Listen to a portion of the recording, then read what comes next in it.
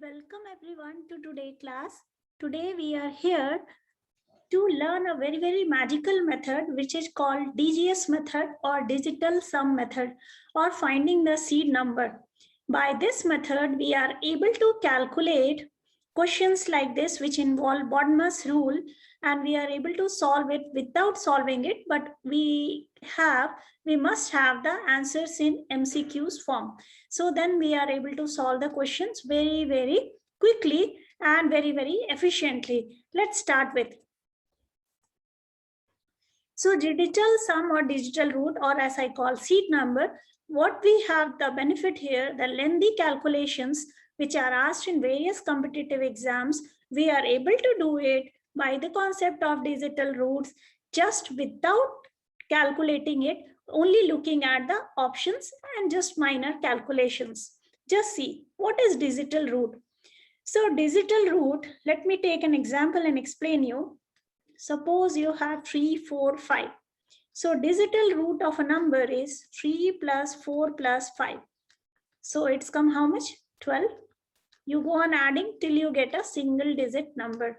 So digital root of a number or digital sum is always coming between 1 to 9, right? Because it will be when you add to a single digit number, so 2-digit number will always reduce to a single digit number. So always it will come between 1 to 9. So suppose you have 4, 5, 7. So you add on 4 plus 5 plus 7, which go on adding 9 plus 7, 16, and 6 plus 1, 7. So digital root of this number is 7. So hope you have understand the concept of digital root. Now, what are the shortcuts for finding digital root? Suppose you have a very big number like this. So it will take a lot of time, no? If you are going to add all the numbers. So what is the method is called casting 9.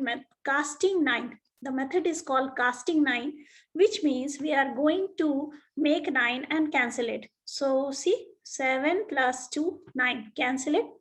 6 plus 3, 9, cancel it. 5 plus 4, 9, cancel it. Again, 5 plus 4, 9, cancel it. What I'm left with is only 7 plus 3, which give me 10, and digital rate of 10 is 1. So for big this number, digital sum is only 1. Why this work? Because if you consider the 9 multiplication table, you check the sum of all the numbers add up to 9. So that's how we can just cancel out the 9, and that is a very much shortcut to find the digital root. Let's start with properties of digital root. Suppose if you have number 3 and you add 9 to it, so how much you got? 12. Digital root of this is 3 and this is 9. So if you cancel 9 here, so digital root of a number is 3 and here also 3. That means the first property is that if we add any number, let's start with multiplication. When you multiply any number by 9, suppose 2 into 9, the digital root will always be 9. Check here, 8 plus 1, 9. So digital sum is 9, or we can say digital root is 9. So this is the first property. When you add 9 to any number by the digital root does not change. Suppose 48 plus 9, how much it is? How much is the digital root? 8 plus 4, 12. So 3. Now you check here. 48 plus 9, how much? 57. 57 if you add 12. If you add again 3. So the addition of 9 does not change the digital root of a number. Now, when we divide any number by 9, the digital root of that number will be the remainder. This is a very important concept. You must master it. So if you have to find a number and if you have to find a remainder for this number when you divide by 9, so you can just cancel 9 and you can say the remainder is 7. Okay, let me take a bigger number. Suppose you have 5, 4, 6, 3, 7, 2, 8, 1, 9, 0, 4. We have a big number like this, and they are asking you in the question, you have some quotient given and you have some remainder given. Suppose remainder is given 9, remainder is given 4, remainder is given 3, and remainder is given none of the above. Okay. Accordingly, they have fixed the quotient also.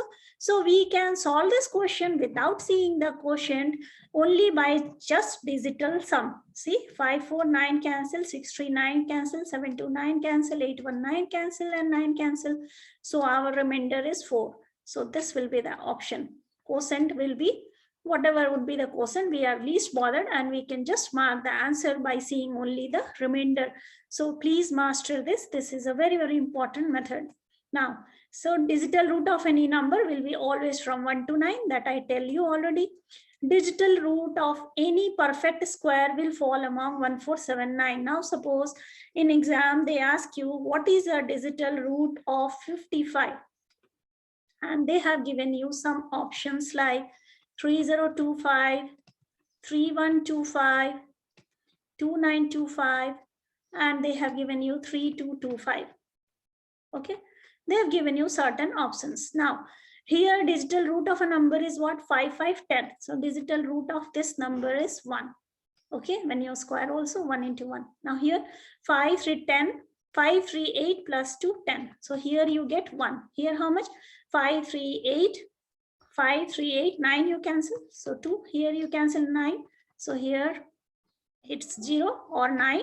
And here is 5, 6, 7, 8, 9. So here it's come 3. So digital root of this number must be, answer of this number must be this. So very, very useful. Digital number of numbers cannot be, digital root of a number cannot be other than these numbers. Now, let's go to practical examples. When you have 3286 into 4783. So let's find a digital root. Again, we are going to cancel 9. So we are left with 8 plus 2, 10. So 1 into